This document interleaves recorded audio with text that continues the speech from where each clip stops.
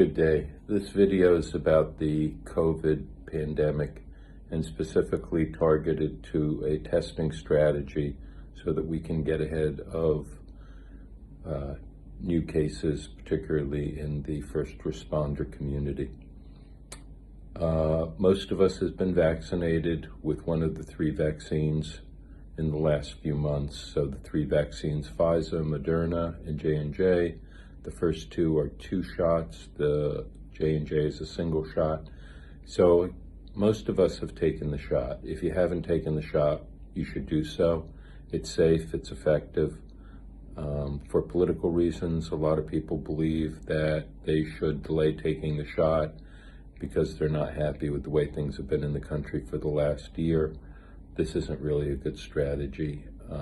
If we're going to step up as first responders, then we really have to be vaccinated to protect others that may be unvaccinated so we don't spread the illness to them. So I think that's part of the belief system that we have as first responders, that we're not going to injure others. So take that vaccine, get it over with. If there's any issue that you have, at least get the J&J 1 shot, you're done. That's what I did, and it gives you some other benefits, like you can more freely be with your friends, family, travel, go to baseball games, a lot of stuff. So I would take the vaccine, please. But here's what also needs to be done. We need to create a testing program, because right now, even with these vaccines, we have the Delta variant and some of the newer variants coming out of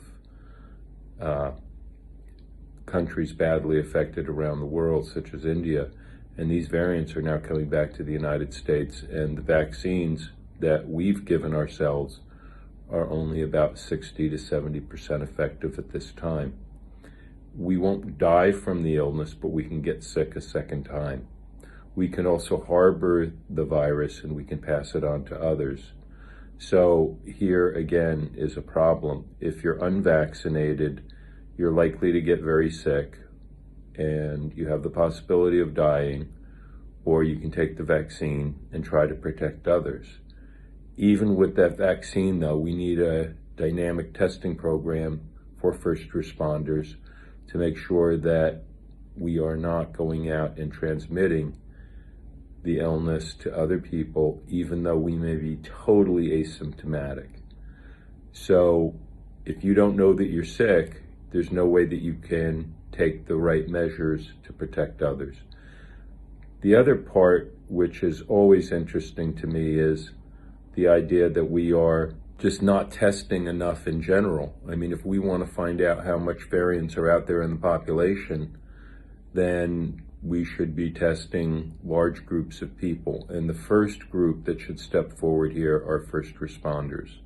So first, to protect the public. Second, to get more information so that we can help ourselves. The more they can identify these variants early, the more they can start to build new vaccines. Not boosters.